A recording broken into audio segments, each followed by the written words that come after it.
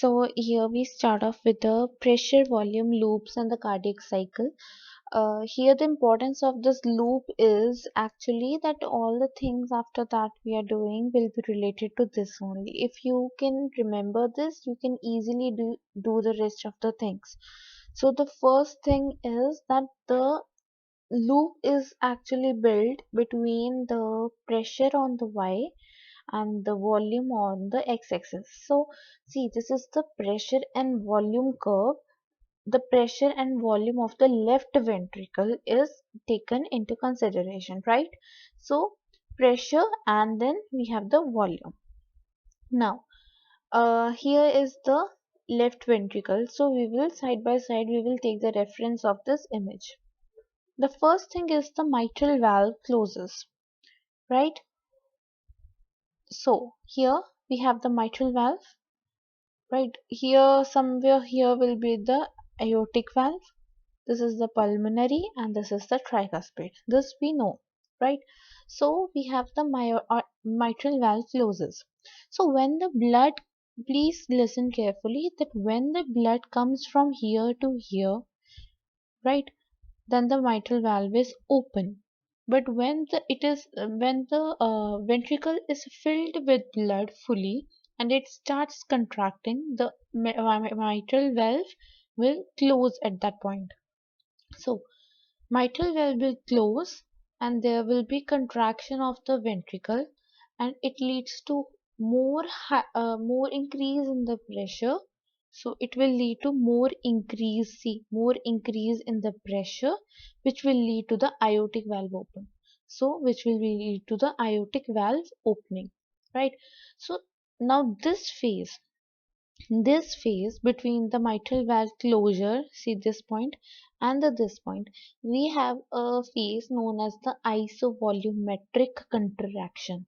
So this is important. So first is the mitral valve closure and then is the aortic valve opens, and between them we have the isovolumetric contraction. Now there are two more points, that is aortic valve open, this point, and then aortic valve closes. Now we can see that when the aortic valve closes, the volume of the left ventricle is decreasing, right? So that means there is emptying of the left ventricle blood. So that's why the volume is decreasing, but the pressure is more than the aortic valve opening. See, there is some pressure difference. This point is higher up. So this is because it is contracting, the chamber is contracting, so pressure is increased but volume is less. So when the aortic valve opens, the blood will go to the aorta, and when most of the blood will reach the aorta, still the ventricle is in the contractile phase, but the volume is decreased in the ventricle. So at one point the pressure in the aorta will increase as compared to the ventricle, which will lead to the aortic valve closure. So between these 2 points, that is the aortic valve opening and the aortic valve closure, there is what? There is the blood going into the aorta, also known as the systemic, that is systolic ejection. So this one was the isovolumetric contraction, and now the second phase is basically the systolic ejection. Now coming to the third phase, we have the aortic valve closure. Now the aortic valve here, it is closing, so there will be filling of the blood into this chamber, right? For what we have the mitral valve opening is necessary so that the blood can enter the ventricle.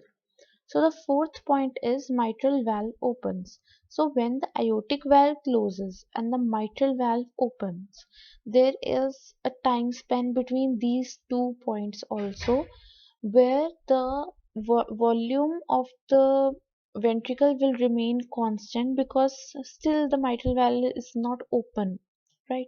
But the relaxation will start. So it will lead to isovolumetric relaxation.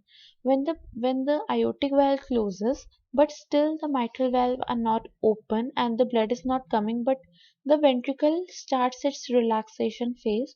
So volume is constant, but relaxation is occurring. So it is known as isovolumetric relaxation. Okay, and then we have 2 points, that is the mitral valve opening and the mitral valve closure. So when it opens, blood comes into this, and when it is filled with blood, it closes. This we know, and this will have two phases. See, this will have two phases. One is the rapid filling. Rapid filling means the gush of blood comes into the ventricle because it is totally empty. And the second is the reduced filling. That is a slower amount of the lesser and the slower rate of blood comes into the ventricle because now the pressure is increasing in the ventricle also. Okay. So this part contains two phases, that is the rapid and the reduced filling phase. So summarizing all of it, we had mitral valve closure. See, how I remember this is we go diagonally. Closure are diagonally placed. Opening are also diagonally placed. And we will go like mitral, aortic, mitral. Okay.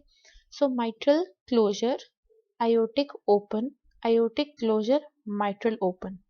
Now we have the isovolumetric. See, this is a vertical line. That means the volume is constant. See, volume is totally constant. Isovolumetric contraction. Here also the volume is a vertical line. So here also isovolumetric relaxation.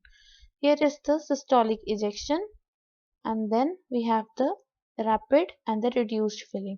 Now you'll never forget the cardiac cycle. This is all about the cardiac cycle.